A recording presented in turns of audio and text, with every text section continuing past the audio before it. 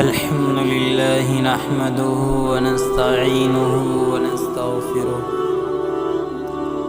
ونؤمن به ونتوكل عليه ونعوذ بالله من شرور أنفسنا ومن سيئات أعمالنا من يهده الله فلا مضل له ومن يضلله فلا هادي له ونشهد أن لا إله إلا الله وحده لا شريك له ونشهد أن محمدا عبده ورسوله أما بعد فأعوذ بالله من الشيطان الرجيم بسم الله الرحمن الرحيم قل هذه سبيلي أدعو إلى الله على بصيرة أنا ومن اتبعني وسبحان الله وما أنا من المشركين وقال النبي صلى الله عليه وسلم يا أبا سفيان جئتكم بكرامة الدنيا والآخرة۔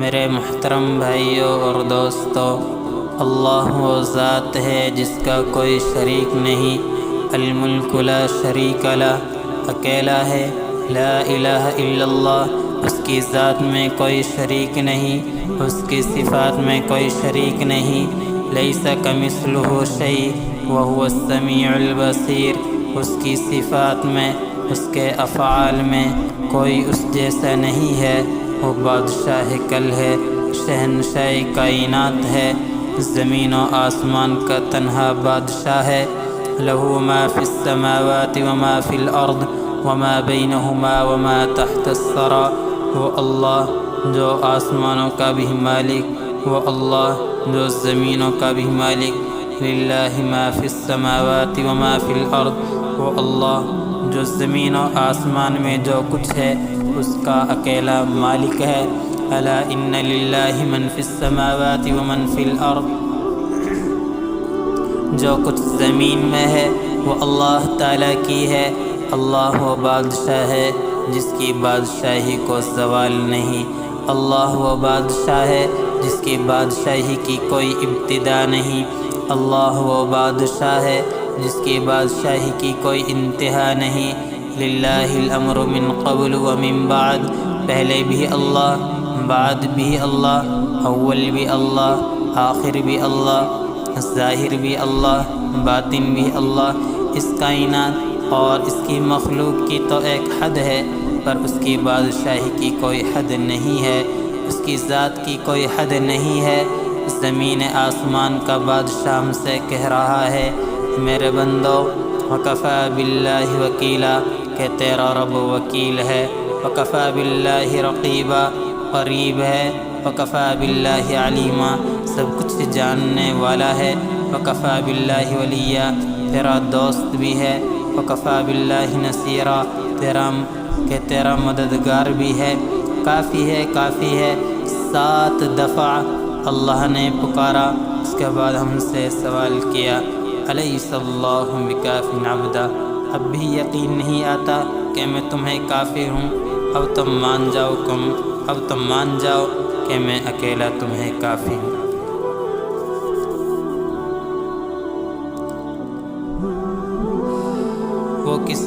وہ کسی زمانے میں سمایا ہوا نہیں، اللہ تعالیٰ ماضی میں، حال میں، مستقبل سے پاک، زمان و مکان سے پاک، جہد سے پاک، نیند سے پاک، تھکن سے پاک، خون سے پاک، یطعم ولا یطعم، وہ اللہ سب کچھ کھلاتا ہے مگر خود کھانے سے پاک، ویسقی ولا یسقی، وہ سب کو پلاتا ہے مگر خود پینے سے پاک، یکسا ولا یکسا، وہ سب کو کپڑے پہناتا ہے مگر خود پہننے سے پاک، یصور، وہ شکلیں بناتا ہے خود شکل سے پاک، یلوون، وہ ہر ایک کو رنگ دیتا ہے خود ہر رنگ سے پاک، ہر جہد سے پاک، سب کو مارے گا مگر خود موت سے پاک، یمیت ولا یموت، اور یحیی، زندہ، وہ زندہ ہے، ہم بھی زندہ ہیں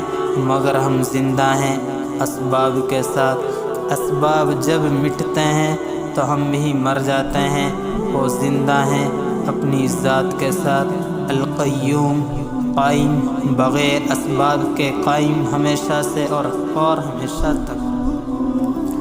ہم قائم ہیں روح کے ساتھ اور مٹی ہوا کے ساتھ، غذا کے ساتھ۔ وہ قائم ہیں بغیر کسی مٹی، پانی، غذا اور رتی کے، بغیر اسباب کے۔ الحی القیوم لا تأخذہ سنۃ ولا نوم لہ ما فی السماوات وما فی الارض۔ زمین سے نیچے تک صرف اللہ کی بادشاہی ہے، اور اس ساری بادشاہی میں وہ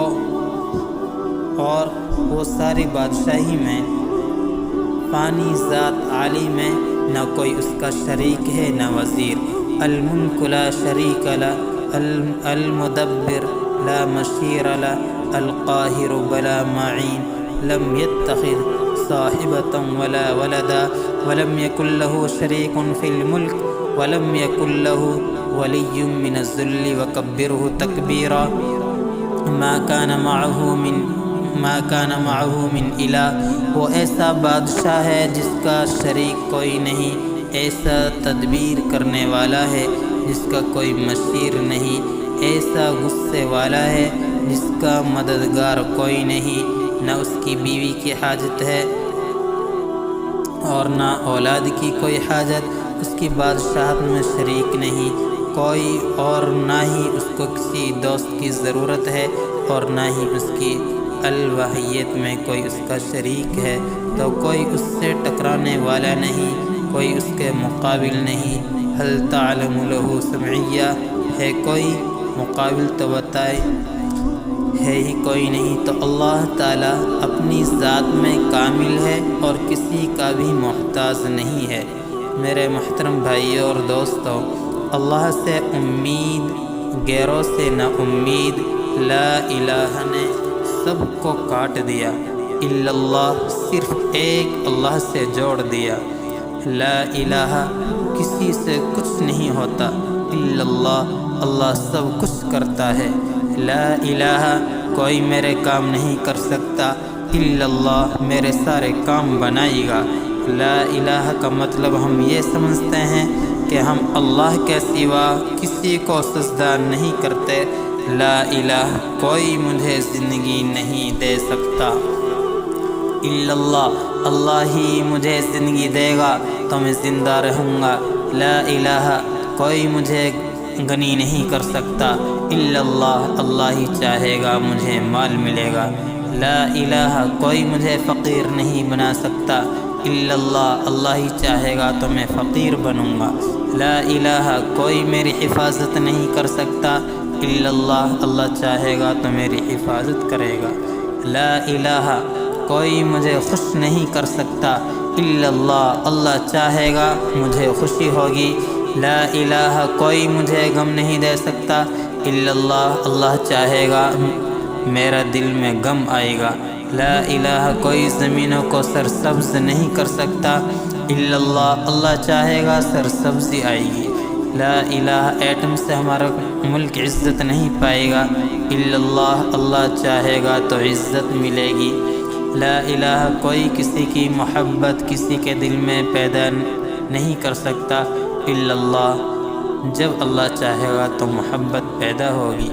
کائنات کے ذرے ذرے پر اللہ نے لا الہ کی جھڑی چلائی ہے۔ سب سے دل ہٹا لو اور ایک اللہ کی طرف دل پھیر لو۔ ابراہیم کا قول نماز کے شروع میں سبحانک اللہم پڑھتے ہیں، یہ ایک دعا نہیں ہے، بہت سی دعائیں ہیں۔ یہاں پڑھنے کی ایک وجہ یہ بھی ہے کہ آپ صلی اللہ علیہ وسلم نے پڑھی، انی وجہت وجہی للذی فطر السماوات والارض حنیفا وما انا من المشرکین۔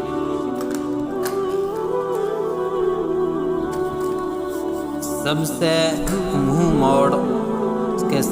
منہ موڑا اللہ کی طرف پھیر گیا، سب سے کٹ گیا، اللہ سے جڑ گیا۔ میں مشرکین میں سے نہیں ہوں، اپنے نبی کی سنو۔ اللہم اسلمت نفسی الیک، اے اللہ میں نے اپنے آپ کو آپ کے حوالے کر دیا۔ وسعت امری الیک، میرے سارے کام تیرے سپرد ہو گئے، تو ہی میرا سہارا ہے، میں نے اپنی کمر تیرے ساتھ لگا دی، لا ملجا ولا منجا من اللہ الا الیہ، کوئی جائے پناہ نہیں، کوئی جائے نجات نہیں سوائے تیری ذات کے، رغبتاً ورہبتاً الیک، شوق میں بھی خوف میں بھی تو ہی ملجا، تو ہی پناہ، تو ہی معتمد، تو ہی وکیل، تو ہی کفیل، تو ہی شہید، تو ہی رقیب۔ یہ تبلیغ کا کام ہے، اللہ کی تعریف کر کے لوگوں کو اللہ کا دیوانہ بنا دو۔ جس کا سودا نہیں بکتا وہ بھی شام تک صدا لگاتا ہے، شام کو اپنے گلے سڑے سیب بیچ کے گھر آتا ہے۔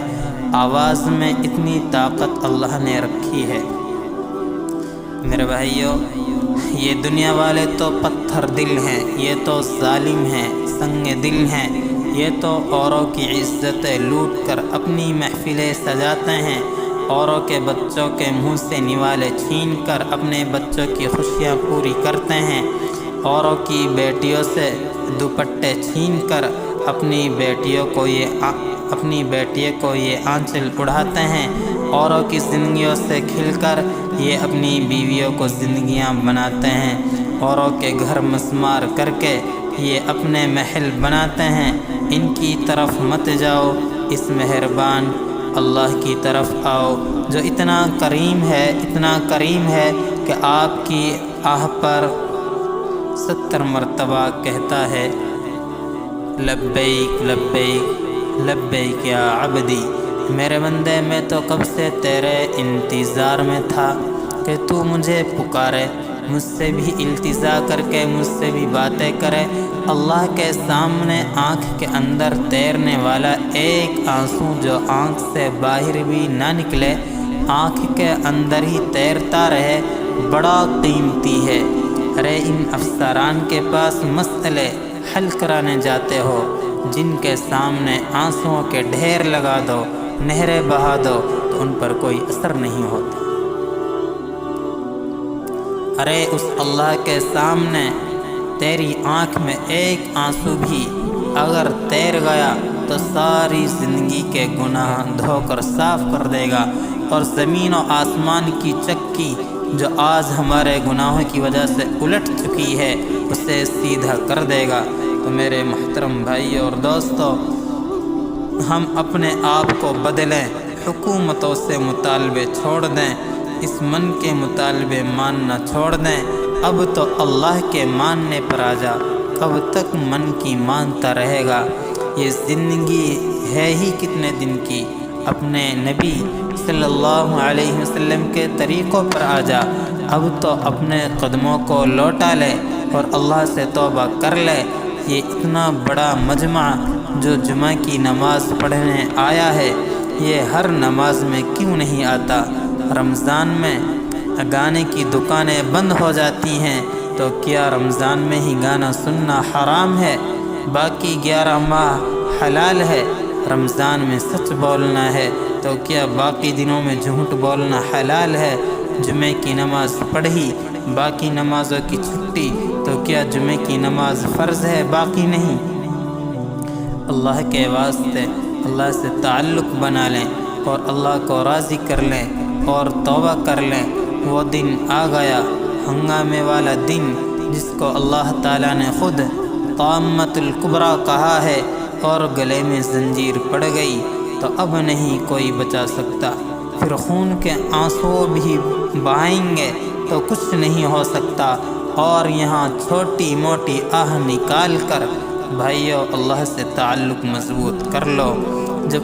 جب اللہ سے تعلق مضبوط ہوتا ہے تو ایمان و یقین کی ایسی کیفیت ہو جاتی ہے کہ اللہ اپنی ہر مخلوق اس کے تابع کر دیتے ہیں۔ جیسا کہ صرف حدیث شریف میں ہے، من کان اللہ، جو اللہ کا ہو جاتا ہے، کان اللہ لا، اللہ بھی اس کے ہو جاتے ہیں۔ اب ہم ان حضرات کا تذکرہ کرتے ہیں جن کے ساتھ اللہ نے اپنی غیبی مدد کی اور دروازے کھولے۔ حضرت عزیر علیہ السلام کا بیت المقدس سے گزر ہوا، جسے بخت نصر نے توڑ دیا تھا، ختم ہو چکا تھا، کہنے لگا انی حی ھذہ اللہ بعد موتھا، یا اللہ یہ بھی زندہ ہوں گے، سب مٹ چکے تھے، شہر کو آگ لگا دی اور سارا کچھ برباد کر دیا۔ انہوں نے کہا یا اللہ یہ کیسے ہوگا؟ فَأَمَاتَهُ اللَّهُ مِئَةَ عَامٍ، عام سفر پر جا رہے ہیں، گدھے پر سوار ہیں، کھانا بنا ہوا ہے، اللہ پاک نے آرام کرنے کا تقاضا پیدا کیا، درخت کے نیچے گدھے کو باندھ کے درخت کے نیچے گدھے کو باندھا، اور کیا بات کہ اللہ پاک نے آرام کرنے کا تقاضا پیدا کیا، درخت کے نیچے گدھے کو باندھا، کھانے کو ساتھ رکھا، لیٹے تو اللہ نے جان کو نکال لیا، 100 برس تک موت دے دی، ثم بعث، پھر کھڑا کیا 100 برس کے بعد، بکم لبست، بتاؤ کہ اب بتاؤ کتنا ٹھہرے ہو، یوم کہ یوما، یا اللہ ایک دن، پھر سورج کو دیکھا ڈھلنے والا تھا، کہا نہیں بعد یوم، آدھا دن، قال بل لبست 100 عام، عام نہیں 100 برس، تو کہ تو عام نہیں 100 برس تو یہاں سویا ہے، آدھا دن نہیں سویا نہیں بلکہ تو یہاں 100 سال مرا ہے۔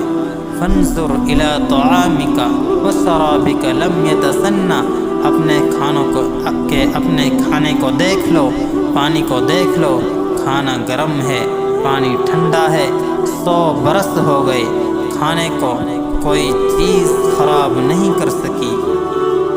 اللہ کا امر ہے، فریج کے بغیر، برف کے بغیر پانی ٹھنڈا ہے، اور ساری دنیا کے اسباب 100 برس سے چل رہے ہیں، لیکن اللہ کا امر اس کھانا کو ڈھکے ہوئے ہیں۔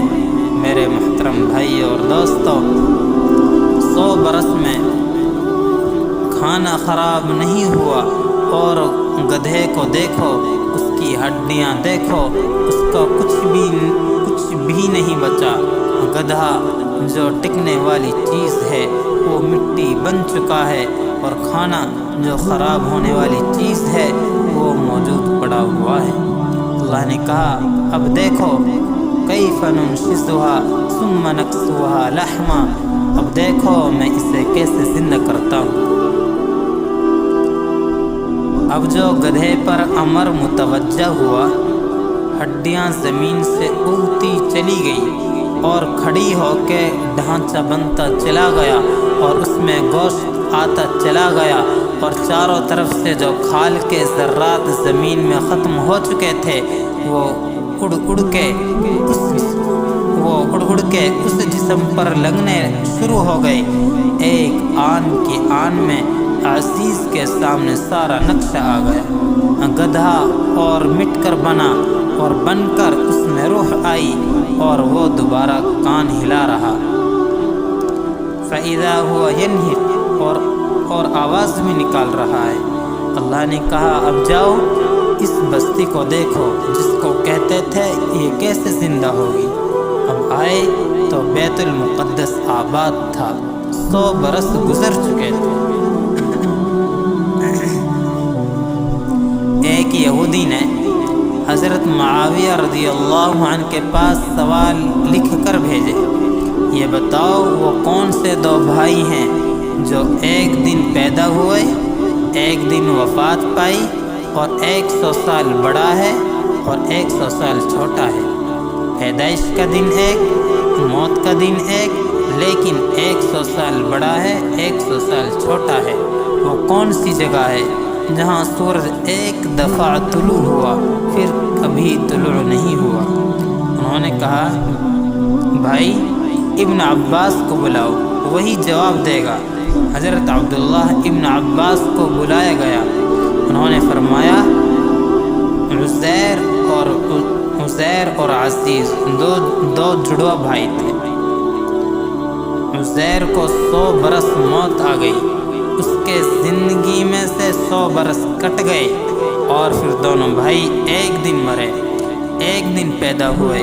100 برس چھوٹا ہے، 100 برس بڑا ہے، اور وہ سمندر جسے اللہ نے پھاڑا اور پھاڑ کے زمین کو نیچے سے نکالا، اس پر سورج ایک دفعہ طلوع ہوا اور پھر پانی کو ملایا، پھر کبھی وہاں خشکی نہ آئی۔ اللہ پاک اصحاب کہف کا قصہ سنا رہے ہیں۔ فی نوجوان تھے جن کی جوانیاں اٹھی تھی، آمنوا بربہم، ایمان لائے اپنے رب پر، وزدناہم ہدا، ہم نے ان کے ایمان کو اور بڑھایا۔ اب ایک طرف ماں ہے، باپ ہے، دوست ہیں، اور ایک طرف لا الہ الا اللہ ہے۔ بادشاہ نے بلایا اور یوں کہا کہ تو کلمے پر باقی رہو اور یہ پھر مرنے کے لیے تیار ہو جاؤ، یہ یا کلمہ ہوگا یا تمہاری جان ہوگی۔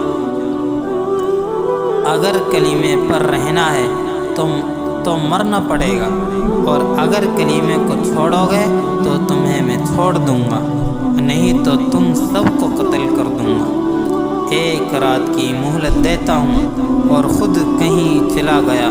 پیچھے یہ سارے نوجوان اکٹھے ہوئے، انہوں نے کہا بھائی ایمان بچانا سب سے ضروری ہے، نہ جان ضروری ہے، نہ مال، نہ ماں باپ ضروری ہے، نہ بیوی بچے، ایمان کو بچانا سب سے زیادہ ضروری ہے۔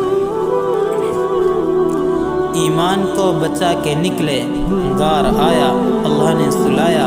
اب اللہ اپنی قدرت کو ظاہر فرما رہا ہے۔ 100 سال، 200 سال، 10 سال نہیں سوئے، 300 برس مسلسل سوتے رہے۔ وَلَبِثُوا فِي كَهْفِهِمْ 300 سنین، 300 برس تک سو رہے ہیں۔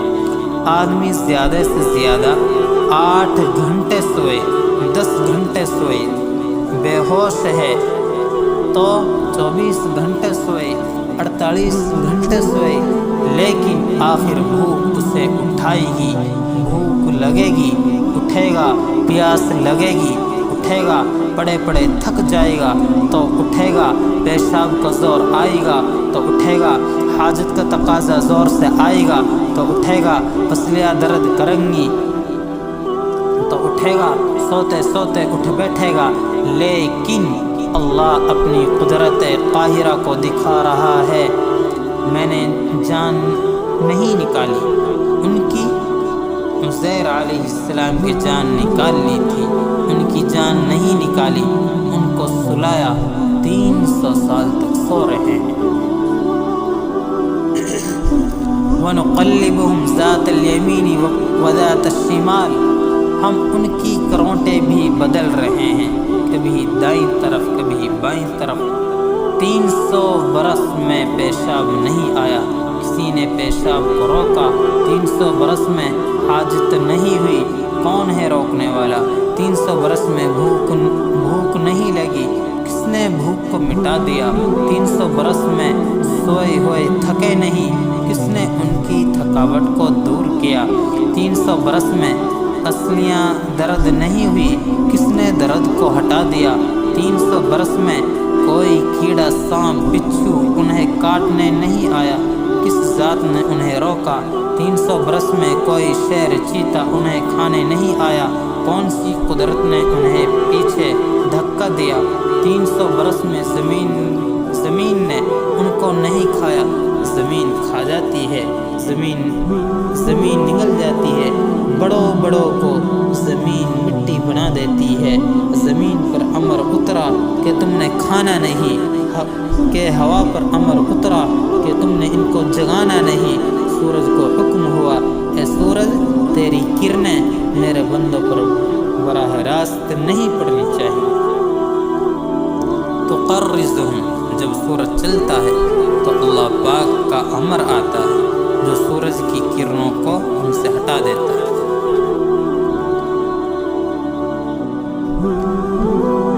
300 سنین، 300 برس کے بعد بھی ان کو اٹھایا۔ 100 سنین 300 برس سو رہے ہیں. پھر اٹھایا. قال قائل، اب ایک بولا کم لبثنا، یار کتنا عرصہ سوئے.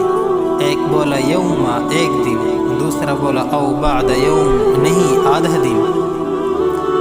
بال نہیں بڑھے، ناخن نہیں بڑھے، کپڑے نہیں پرانے ہوئے، میلے نہیں ہوئے، پھٹے نہیں، تھکاوٹ نہیں.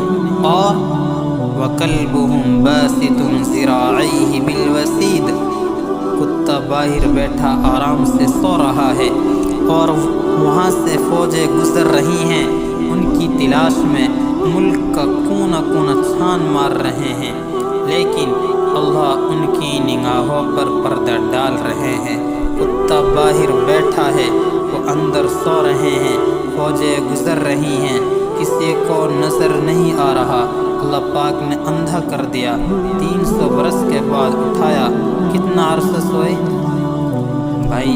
آدھا دن سوئی ہے. اچھا بھائی اب بھوک لگی ہے. اللہ اکبر. 300 برس میں تو بھوک نہیں لگی، اب اٹھتے ہی بھوک لگی. بھائی کوئی بھوک کا انتظام کرو. انہوں نے کہا بھائی ایسا کرو، جانا اور وَلْيَتَلَطَّفْ، نرمی سے بات کرنا. وَلَا يُشْعِرَنَّ بِكُمْ أَحَدًا، کسی کو پتہ نہ چلے.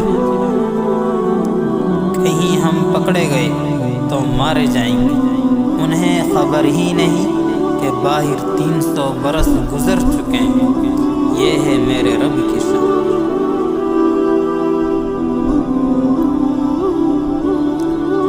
مرد اور عورت ملے تو بچہ پیدا ہوتا ہے.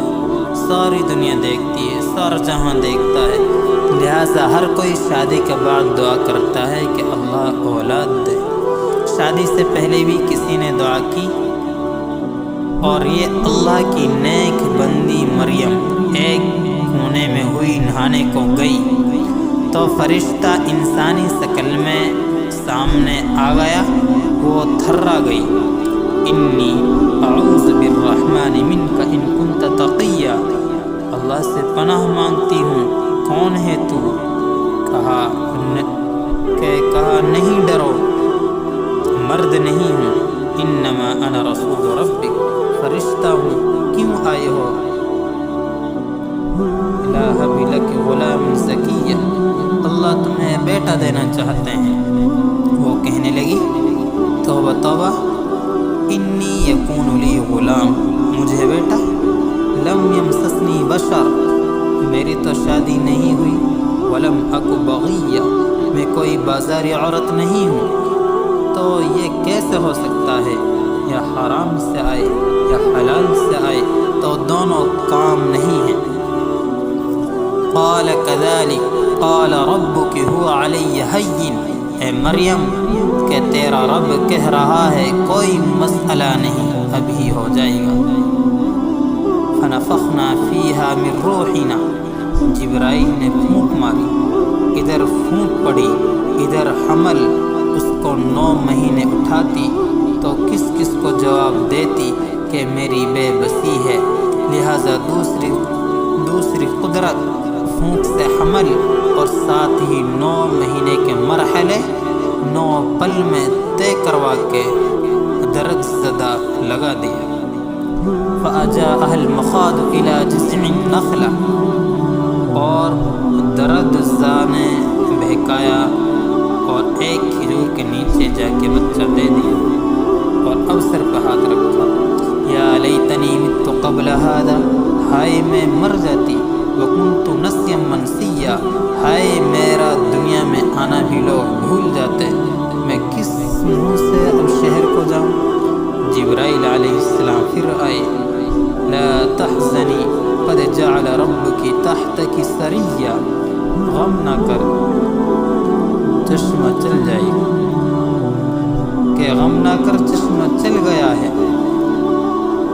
کلی وشربی، کھا پی، وقری عینا، اطمینان رکھ، اور بچے کو شہر میں لے جا. انہوں نے کہا میں کیسے لے جاؤں؟ کیا جواب؟ کہا کہ تم جواب دینا. انی ولن اکلم اليوم انسیا، کہ میرا روزہ ہے، میں نے بات نہیں کرنی۔ بنی اسرائیل روزے میں بھی بات نہیں کر سکتے تھے، ہم روزے میں جھوٹ بھی بولیں تو روزہ نہیں ٹوٹتا، وہ سچ بھی بولیں تو ٹوٹ جاتا تھا۔ اتنی رعایت لے کر بھی اللہ کی نافرمانی کریں، ہائے ہائے۔ فَأَتَتْ بِهِ قَوْمَهَا تَحْمِلُ، بچہ گود میں لے کر شہر میں آئی، ایک پکار پڑی، یا مریم لقد جئت شیئا، فرمایا اے مریم یہ کیا کیا؟ یا اخت ہارون، اے ہارون کی بہن، ما کان ابوک امرأ سوء، تیرا باپ تو ایسا نہیں تھا، وما کان امک بغیہ، وما کانت امک بغیہ، تیری ماں تو ایسی نہیں تھی۔ فاشارت الی، ان کی انگلی اس بچے کی طرف اٹھی، پھر یوں کہا اس سے بات کرو، میرا روزہ ہے۔ تو وہ پھٹ پڑے، بول پڑے، کیف نکلم من کان فی المہد صبیا، بیوقوف بناتی ہے کہ بہانہ کرنے کا بھی تجھے طریقہ نہیں آتا، ایک تو منہ کالا کیا، ایک بہانہ ایسا بناتی ہے، بچے کیسے بات کر؟ تو ایک ہنگامہ شروع ہو گیا، ابھی وہ ایسے ہی ہو کہ ابھی مریم علیہ السلام ایسے ہی ہوں ہاں کر رہی تھی کہ ایک دم بچے کا خطاب شروع ہوا، بغیر لاؤڈ اسپیکر کے سارے ڈیفنس میں گھوم گیا، سارے بیت المقدس میں گھوم گیا۔ انی عبد اللہ آتانی الکتاب وجعلنی نبیا وجعلنی مبارکا اینما کنت وأوصانی بالصلاة والزکاة ما دمت حیا وبرا بوالدتی ولم یجعلنی جبارا شقیا وسلام علیہ یوم ولدت ویوم اموت ویوم ابعث حیا ذلک عیسی بن مریم۔ عیسیٰ علیہ السلام نے تقریر کی، تیسری قدرت، پھونک سے حمل، فوراً بچہ پیدا ہوا۔ تیسری طاقت ظاہر ہوئی کہ جو 2.5 سال کے بعد ٹوٹی پھوٹی بات کرنے والا بچہ وہ ماں کی گود میں ایسی فصیح تقریر کر رہا ہے، میں اللہ کا بندہ، میں کتاب والا، میں نبوت والا، میں برکت والا، میں ماں کا فرمادار، میں نہیں ہوں بد دماغ، میں نماز والا، میں زکوٰۃ والا، میں سلامتی والا، پیدائش کے دن میں سلامتی والا، موت کے دن اور میں سلامتی والا، قیامت کے دن۔ یہ تقریر اس بچے سے اللہ تعالیٰ نے کروا کر ساری دنیا کے دماغوں پر ہتھوڑا مارا ہے کہ اس کائنات کا نظام اسباب سے چلتا ہے، اللہ کسی سبب کا پابند کوئی نہیں ہے، ساری کائنات کے مسائل کا حل صاف ایک اللہ کے ہاتھ میں ہے۔ اللہ کی ذات تو ایسی قدرت والی ہے جو کہ ناممکن کو ممکن بنا دے۔ اس پر ایک واقعہ بتاتا ہوں۔ فرعون کا سارا لشکر اس کوشش میں ہے کہ موسیٰ پیدا نہ ہو، وہ 1 سال بچے ذبح کرتا تھا، 1 سال چھوڑتا تھا، جس سال چھوڑتا اس سال ہارون پیدا ہوئے، اور جس سال قتل کرتا تھا اس سال موسیٰ پیدا ہوئے۔ پھر اگر اللہ کہیں چھپا کر ان کو پالتا تو قدرت کا کیسے پتہ چلتا؟ وَأَوْحَيْنَا إِلَىٰ أُمِّ مُوسَىٰ أَنْ أَرْضِعِيهِ، اے موسیٰ، اے موسیٰ دودھ پلا اس کو۔ فَإِذَا خِفْتِ عَلَيْهِ، جب ڈر لگے، فَأَلْقِيهِ فِي الْيَمِّ، تو پھر صندوق میں ڈال دیں۔ وَلَا تَخَافِي وَلَا تَحْزَنِي إِنَّا رَادُّوهُ إِلَيْكِ وَجَاعِلُوهُ مِنَ الْمُرْسَلِينَ، نہ ڈرنا نہ غم کرنا، تیری گود میں رسول بن کر واپس آئے گا۔ فرعونی لشکر حرکت میں ہے کہ نہیں زندہ رہنے دینا۔ موسیٰ علیہ السلام کی والدہ ارکھان کے پاس گئی کہ صندوق بنا کے دو۔ اس کو شک پڑ گیا کہ کوئی چکر ہے۔ جب فرعون کے سامنے آیا تو اللہ پاک نے زبان بند کر دی، وہ کہے بولوں کیا بات ہے، وہ بولنا چاہے تو بول نہ سکے، اشاروں سے سمجھائے تو سمجھ میں نہ آیا۔ میں نے کہا پاگل لگتا ہے، نکال دو اسے۔ جب باہر نکالا تو زبان پھر ٹھیک ہو گئی۔ وہ پھر واپس آیا کہ بھائی مجھے ضروری بات فرعون کو بتانی ہے۔ فرعون نے اندر آنے کی اجازت دی۔ فرعون بنی اسرائیل کے علاوہ اپنی قوم میں رحم دل بھی تھا اور عادل بھی تھا، اس لیے اس کو اتنی مہلت مل گئی۔ ایک دن موسیٰ علیہ السلام نے پوچھا، یا اللہ فرعون تو خدائی کا دعویٰ کرتا تھا، تو آپ نے اس کو اتنی مہلت کیوں دی؟ تو اللہ تعالیٰ نے فرمایا وہ اپنی رعایا میں رحم دل بھی تھا، اس لیے میں نے اس کو اتنی مہلت دی۔ وہ پھر اندر آ گیا، کہا کیا بات ہے؟ پھر زبان بند ہو گئی۔ اب وہ سمجھانا چاہے تو سمجھا نہ سکے، انہوں نے پھر نکال دیا۔ جب باہر نکلا تو زبان ٹھیک ہو گئی، پھر وہ اندر بھاگا۔ جب تیسری مرتبہ اس کی زبان بند ہوئی تو فرعون نے کہا اب اگر آئے تو اس کی گردن اڑا دے۔ اس نے سوچا اللہ ہی کچھ کرنا چاہتا ہے، اس میں انسان بے بس ہے۔ چپ کر کے صندوق بنا کر حوالے کر دیا، پھر انہیں دریا میں ڈال دیا گیا۔ حضرت موسیٰ علیہ السلام کی والدہ نے پوچھا یا اللہ اب یہ صندوق کہاں جائے گا؟ فَلْيُلْقِهِ الْيَمُّ بِالسَّاحِلِ، دریا کے موج اس کو کنارے پر لگا دے گی۔ يَأْخُذْهُ عَدُوٌّ لِّي وَعَدُوٌّ لَّهُ، اس کو فرعون اٹھا لے گا۔ یہ سن کر موسیٰ علیہ السلام کی والدہ کا سینہ ایک دم ہل گیا۔ یا اللہ یہ آپ کیا کہہ رہے ہیں؟ جس سے بچانا چاہتے ہیں اسی کے پاس بھیج رہے ہیں۔ کہا لا تخافی، اس کی موت کا ڈر نہ کر، ولا تحزنی، اس کی جدائی کا غم نہ کر۔ انا رادوہ الیک، اسے تیری گود میں واپس لا دوں گا۔ وجاعلوہ من المرسلین، اور اسے رسول بنا کر دکھا دوں گا۔ جب اس بچے کو پکڑ کر فرعون کے دربار میں لایا گیا تو فرعون نے دیکھتے ہی کہا قاتل یہی میرا قاتل ہے، اسے مار دو۔ خود آسیہ نے کہا قرۃ عین لی ولک، یہ تو آنکھوں کی ٹھنڈک ہے، اسے چھوڑ دو۔ اتنے مارے ہیں، یہ ہمارے گھر میں پلے گا، کیا ہو جائے گا؟ تو اللہ پاک نے فرعون کے گھر میں موسیٰ کو ٹھہرا دیا۔ وحرمنا علیہ المراضع، جس سے خزانے سے اسے قتل کرانے کے لیے پیسہ خرچ ہوا ہے، آؤ بھائی اسے دودھ پلاؤ، اس نے بڑے ہو کر میرا ہی سر لینا ہے۔ موسیٰ کسی کا دودھ نہ پیے، اللہ پاک نے ساری عورتوں کا دودھ حرام کر دیا۔ موسیٰ علیہ السلام کسی کا دودھ نہیں پی رہے تو انہوں نے کہا میں ایک گھر جانتی ہوں، اس کا پتہ بتا دوں؟ انہوں نے کہا ضرور بتاؤ۔ یہ اپنی ماں کو بلا کر لائے۔ اب ماں بچے کو دیکھے اور اس کے دل میں محبت کا جوش نہ آئے اور چہرے پر اثر نہ ہو، یہ کیسے ہو سکتا ہے؟ یہ تو انسانی فطرت کے خلاف ہے۔ شہنشاہ اکبر عمر کوٹ میں پیدا ہوا، 2-2.5 سال کا تھا۔ اس کی ماں کا بل چلی گئی۔ 2.5 سال بعد وہ کابل گیا تو بہت ساری عورتیں بیٹھی تھیں، تو اکبر کو چھوڑا گیا کہ اپنی ماں کے پاس جاؤ۔ اس نے سب کے چہرے کو دیکھا اور اپنی ماں کی گود میں جا کے بیٹھ گئے۔ کہا کہاں سے پہچانا؟ اس کے چہرے سے کہ اس کی ماں کے چہرے کے ایک ایک خال سے محبت پھوٹ رہی تھی۔ اس نے کہا یہی تو میری ماں ہے۔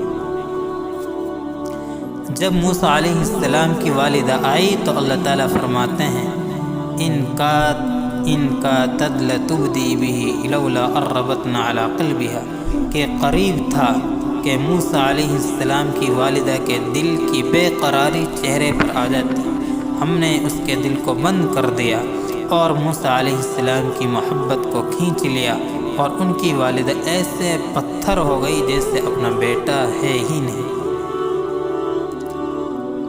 لیکن جب انہیں دودھ پلایا تو وہ پینے لگ گئی۔ جب اس عورت نے، اس کی ماں نے، موسیٰ علیہ السلام کی ماں نے انہیں دودھ پلایا تو وہ پینے لگ گئے۔ ان کی والدہ نے کہا کہ میں غریب عورت ہوں، میں آپ کے پاس نہیں رہ سکتی، میرے اور بھی بچے ہیں، میں تو اسے گھر لے جاؤں گی اور اسے دودھ اپنے گھر پر پلاؤں۔ یہ منظور ہے تو ٹھیک ہے، کہ نہیں تو میں جاتی ہوں۔ فرعون نے کہا ٹھیک ہے، اسے لے جاؤ اور دودھ پلاؤ اور دودھ پلا کر ہمارے پاس چھوڑ جاؤ۔ اب جس خزانے سے پیسے خرچ کر کے بچے ذبح کیے جا رہے ہیں، اسی خزانے سے موسیٰ علیہ السلام کی پرورش ہو رہی ہے۔ میرے محترم بھائی اور دوستو، اس کائنات میں حکومت اللہ کی ہے، یہاں وہ ہوگا جو اللہ چاہتا ہے۔ ساری کی ساری نمرود کی طاقت استعمال ہوئی کہ ابراہیم کو آگ میں جلا دوں اور اسے ڈال دوں، اور لکڑیاں اکٹھی ہوئیں، ڈھیر لگایا گیا اور ایسی آگ دہکی کہ اوپر سے اڑنے والے پرندے بھی اس میں گر کے راکھ ہو جائیں۔ اب ابراہیم علیہ السلام کو پھینکنے کا وقت آیا تو آگ کے قریب جائے گا کون؟ راستہ ہی کوئی نہیں۔ ابراہیم علیہ السلام سے کہنے لگے کہ تو خود چلا جا۔ وہ کہنے لگے میں کیوں جاؤں، تم نے جلانا ہے، پھینکو مجھے۔ اب پھینکنے کا طریقہ کوئی نہیں، قریب جائیں تو خود جلتے ہیں۔ شیطان نے ایک ہتھیار بنا کے دیا، گلول کی طرح اس میں اتار کے پھینکا، کپڑے اتارے، رسیوں سے باندھا۔ جب ہوا میں اڑے تو جبرائیل دائیں طرف آ گئی اور پانی کا فرشتہ بائیں طرف آ گیا۔ درمیان میں ابراہیم علیہ السلام، ادھر جبرائیل علیہ السلام، ادھر پانی کا فرشتہ، اور ابراہیم علیہ السلام خاموش ہیں، بس اتنا کہہ رہے ہیں حسبی اللہ نعم الوکیل، اس سے آگے کچھ نہیں بول رہے۔ اور ادھر پانی کا فرشتہ اس انتظار میں ہے کہ ابھی اللہ تعالیٰ فرمائے گا کہ پانی ڈالو، آگ بجھاؤ۔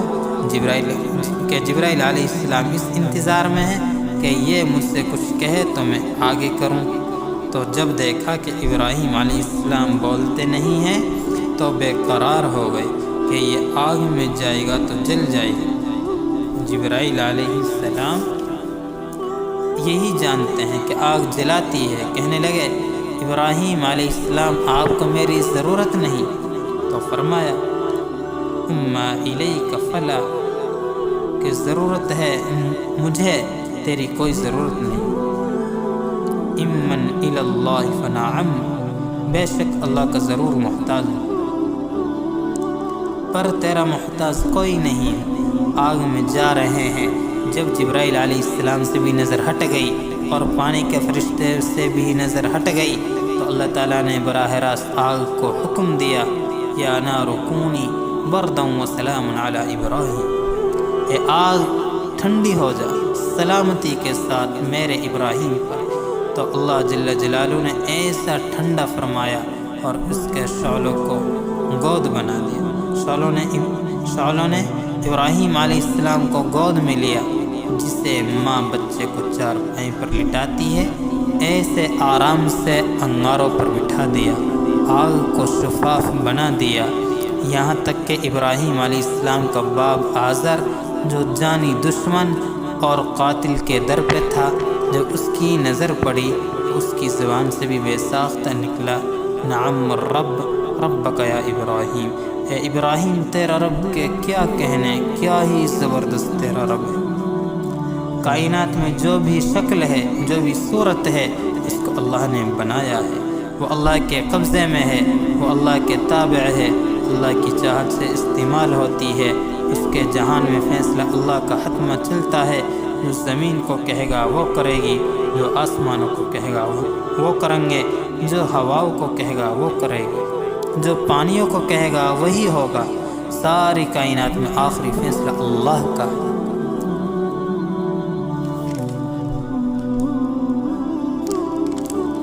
نمرود کے مقابلے میں حضرت ابراہیم علیہ السلام نے کلمے کی دعوت دی۔ اللہ نے لنگڑے مچھر سے پٹوا کر دکھا دیا، میں ہوں اصل کرنے والا۔ مچھروں سے نمرود کے لشکر کو برباد کر دیا۔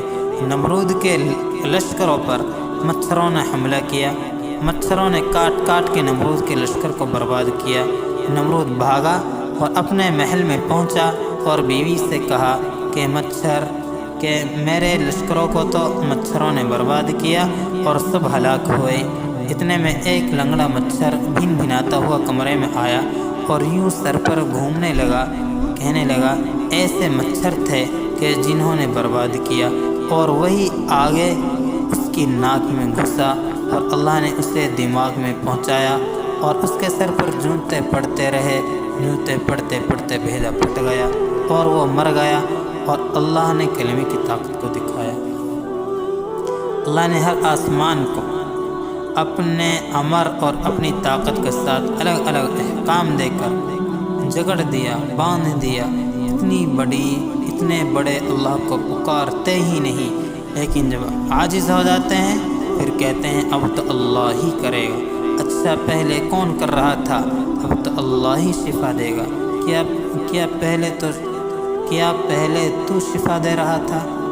موسیٰ علیہ السلام کے پیٹ میں درد ہوا، کہنے لگے یا اللہ پیٹ میں درد ہے۔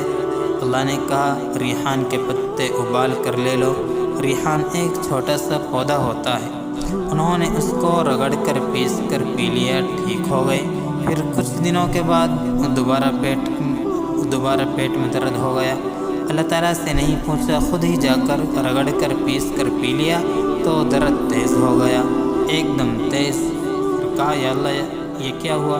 اللہ تعالیٰ نے فرمایا تو نے کیا سمجھا تھا کہ اس میں شفا ہے؟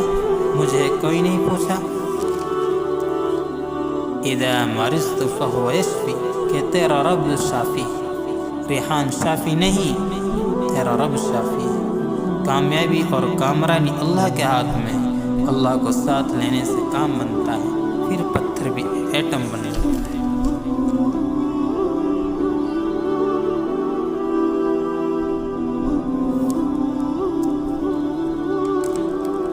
جب طالوت جالوت کے مقابلے کے لیے نکلا تو داؤد علیہ السلام اس وقت چھوٹے بچے تھے، کہنے لگے کہ مجھے بھی ساتھ لے لیں۔ جب یہ راستے میں جا رہے تھے تو ادھر ایک پتھر پڑا ہوا تھا، وہ پتھر کہنے لگا کہ اے داؤد مجھے اٹھا لو، میرے اندر جالوت کی موت لکھی ہوئی ہے۔ چھوٹا سا پتھر تھا، اس کو اٹھا کر جیب میں ڈال دیا۔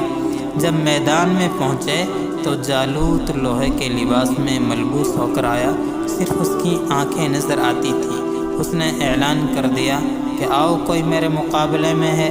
داؤد علیہ السلام نے طالوت سے کہا کہ اس سے مقابلہ کے لیے میں جاتا ہوں۔ انہیں اجازت مل گئی تو یہ چھوٹا سا نوعمر بچہ میدان میں اترا تو جالوت نے کہا یہ تو نوعمر بچہ میرے مقابلے میں آ کر اپنی موت سے کھیل رہا ہے۔ اتنے میں داؤد علیہ السلام نے وہی پتھر اٹھا کر اس کے سر پر مارا، وہ پتھر سر سے پار نکل گیا۔ اتنا چھوٹا سا پتھر سر کو پار کر کے دوسری طرف نکل جائے، یہ کوئی عقل کی بات نہیں ہے۔ وما رمیت اذ رمیت ولکن اللہ رمی، تو نہیں مارتا بلکہ تیرا رب مار رہا ہے۔ آپ صلی اللہ علیہ وسلم نے بنی اسرائیل کے ایک آدمی کا واقعہ سنایا کہ بنی اسرائیل میں ایک آدمی نے دوسرے آدمی سے کہا کہ مجھے نقد رقم چاہیے اور میں پردیسی ہوں، میرا گھر دریا کے پاس بستی میں واقع ہے۔ دوسرے آدمی نے کہا کہ اس پر گواہ کون ہوگا؟ قرض خواہ نے کہا وکفیٰ باللہ شہیدا، اللہ میرا گواہ ہے۔ پھر دوسرے نے کہا پھر آپ کا کفیل کون ہے؟ جواب دیا وکفیٰ باللہ وکیلا۔ اس نے کہا کتنے وہم چاہیے؟ قرض خواہ نے کہا کہ 300، اس نے دے دیے، اور تاریخ واپسی کے لیے مقرر ہوئی۔ جب وہ قرض واپس کرنے کے لیے آئے تو دریا میں زبردست طغیانی چل رہی تھی، کشتیاں کھڑی ہوئی ہیں۔ تو یہ آدمی سر پکڑ کر دریا کے کنارے پر بیٹھ کر فریاد کرنے لگا یا اللہ میں نے آپ کو گواہ بنایا تھا اور وکیل بنایا تھا، اب مقررہ وقت پر نہ پہنچ سکا تو تیری گواہی جھوٹ ثابت ہوئی۔ جتنا مجھ سے ہو سکا میں نے کر دیا، آگے کام تو کر دینا۔ ایک بڑا اتنا لکڑی کا پڑا ہوا تھا کہ اس کو اندر سے کھودا اور پیسے کی تھیلی اس میں ڈالی اور ساتھ اس میں پرچہ لکھ کر دریا میں ڈال دیا کہ دریا میں طغیانی کی وجہ سے میں آ نہیں سکتا، پیسے اس لکڑی میں ڈال رہا ہوں، اور جس کو کفیل اور گواہ بنایا تھا اس کو کہہ رہا ہوں کہ وہ اس کو تجھ تک پہنچا دے، اور لکڑی کو دریا میں ڈال کر خود گھر چلا گیا۔ دوسری طرف لینے والا کشتی کے انتظار میں بیٹھا ہوا ہے۔ جب کوئی کشتی نہیں آئی تو کہنے لگا کہ اللہ کو گواہ بنایا، جھوٹا اور وعدہ خلاف نکلا۔ جب واپس جانے لگا تو وہ لکڑی نظر آئی تو کہا چلو گھر کے لیے ایندھن تو ہاتھ آ گیا۔ وہ لکڑی دریا کی موجوں کو چیرتی ہوئی اس کے پاس دریا کے کنارے کھڑی ہو گئی۔ اس نے اس کو پکڑا، پھر اٹھا کر گھر لایا، پھر چیرنے کے لیے کلہاڑا لے کر آیا۔ 2-3 مرتبہ کلہاڑا اس لکڑی پر پڑی تو چھین چھین کرتے ہوئے درہم باہر آ گئے، اور پرچی بھی اٹھا کر پڑھی اور اس کے بقایا بھی مل گئے۔ اس عرصہ بعد وہ آدمی آیا اور کہنے لگا کہ میرے ساتھ یہ واقعہ ہوا تھا اور میں نے اس طرح کر دیا تھا، اب اگر وہ رقم نہ پہنچی ہو تو یہ لے لو۔ تو اس نے اس سے کہا الحمدللہ، جس کو تم نے وکیل بنایا اور گواہ بنایا اس نے وہ رقم بھی پہنچا دی، وہ ایندھن بھی پہنچا دیا۔ میرے محترم بزرگوں، دوستو، ہم دین پر چلیں، دین کا کام کریں، اللہ کی قسم اللہ کا غیبی نظام حفاظت کرے گا۔ اب بتاؤ بھائی، اس کام کے لیے کون کون تیار ہے؟ ادھار نہیں، ہمیں نقد چاہیے۔ اب فرمائیں کہ کون کون 4 مہینے اور چلہ کے لیے نقد تیار؟ سارے بھائی بولیں اور سارے نام لکھیں۔ آخر دعوانا الحمد